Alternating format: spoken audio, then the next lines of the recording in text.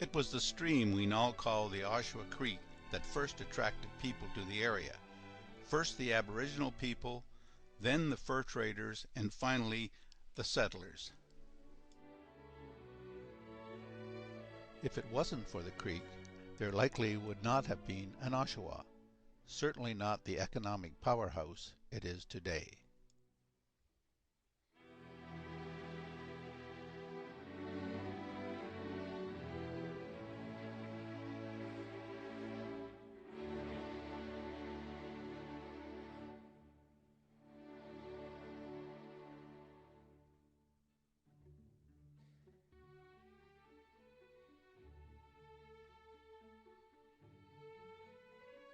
The Oshawa Creek is formed on the southern slopes of the Oak Ridge Moraine.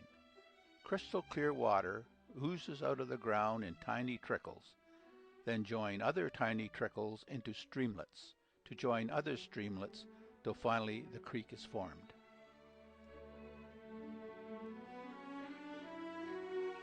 Back in the Aboriginal people's time, the land was completely covered by forest.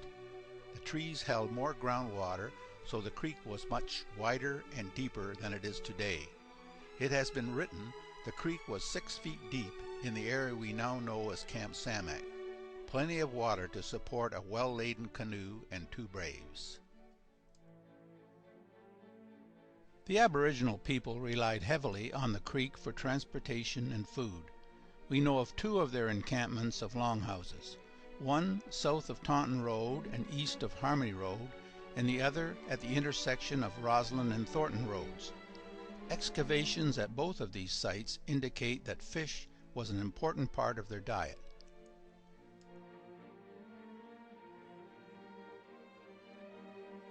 In the 1750s, the French established a fur trading post somewhere near the mouth of the Oshawa Creek. The shoreline has eroded over time, so the actual location of the post is now somewhere out in the lake bed. 50 years later, the abandoned post was used by Benjamin Wilson, the first settler, to house his family till a suitable home could be built. In the 1800s, the population of the area rose quickly, resulting in many changes to the land and to the creek. 3 major dams were created during that time, one at Whiting Avenue near the site of the Robson Tannery.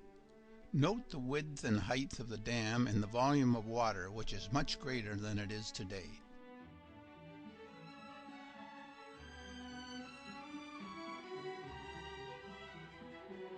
One of the earliest dams was the Edmondson's Dam at Mill Street. The mill pond extended north almost to Gibb Street, where the popular swimming hole, the Grapevine, was located.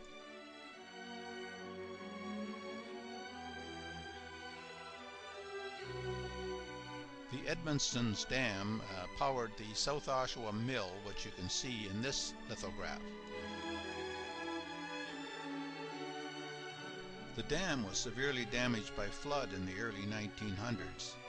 Note the concrete slab that protects the spillway across the creek bed.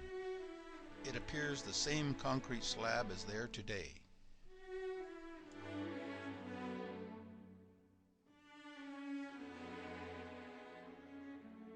The Warren Mill and Dam was different from the other dams. The dam itself was located near the present-day Adelaide Avenue, whereas the mill was located further south on King Street.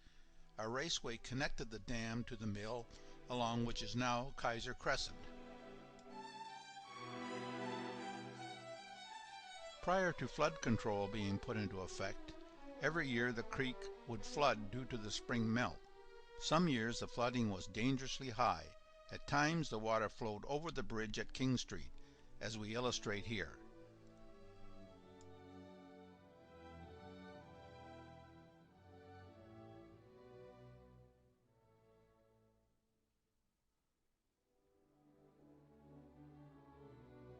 The next few old photos of the flood are taken from the bridge at King Street.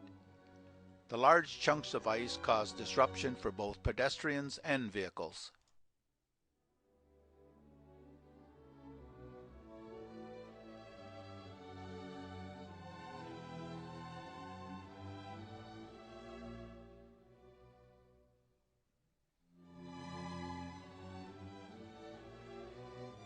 Water power gave way to coal power and industry thrived in Oshawa. In addition to the huge General Motors plant, there were 5 major foundries in operation along with many other factories. During World War I, the area earned the nickname the Manchester of Canada because of its major contribution of war supplies.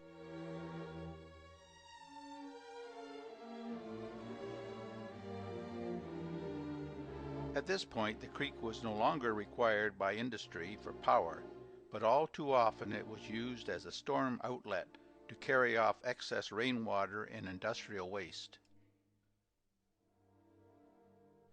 In 1958, CLOCA, the Central Lake Ontario Conservation Authority, was formed to manage the natural resources in this area. No longer would it be acceptable to dump pollutants into the streams.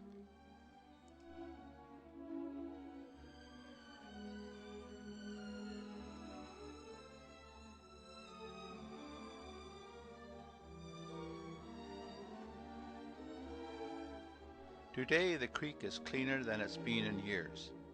As in the early days of the Aboriginal people and the settlers, the creek again is attracting people to its banks, not for food, transportation, and power, but for natural beauty and recreation.